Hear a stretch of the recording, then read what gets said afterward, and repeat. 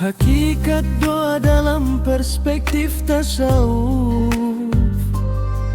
bukan daftar minta yang harus terkabul, bukan transaksi dagang di pasar dunia, tapi inti seluruh ibadah ruhnya amal, dialog sang hamba dengan Rabbnya.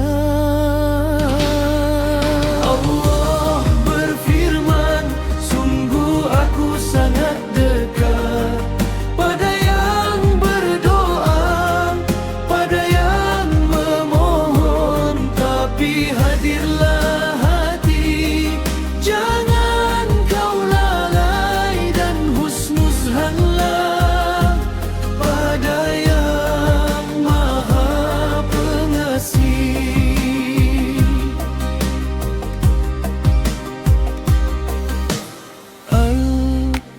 Al-Kusyairi ajarku, doa itu teduh, tempat jiwa lelah beristirahat nan tenang. Tapi sebelum berdoa, berikhtiarlah dulu, bersihkan hati, jaga waktu untuk tanah subur doa. Allah berfirman, sungguh aku sangat dekat pada yang berdoa, pada yang memohon, tapi hadirlah hati, jangan kau lalai dan husnuzanlah pada yang maha pengasih.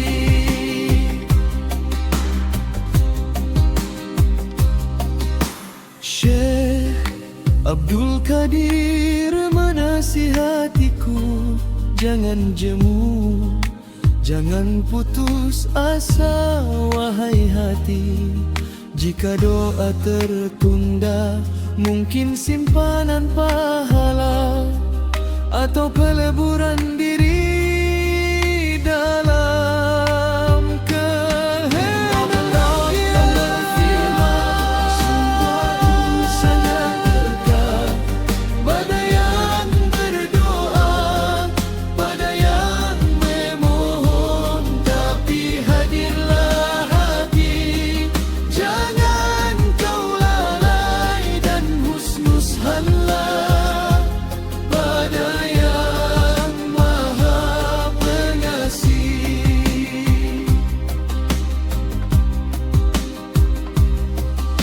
Imam Syadzili, doa adalah senjata, akui kelemahan, pasrahkan segala daya. Ibnu Athaillah, doa tanda kehambaan, bukan sebab mekanis untuk menggapai harapan.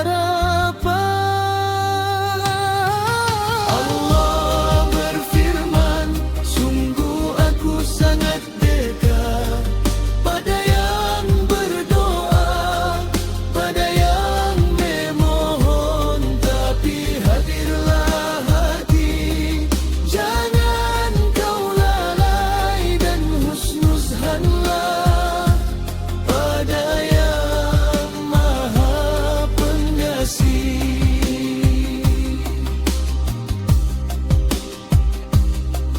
Al-Ghazali dan Junaid ingatkan kita, doa butuh akhlak, butuh hati yang suci, sabar, rendah hati, dermawan pada semua.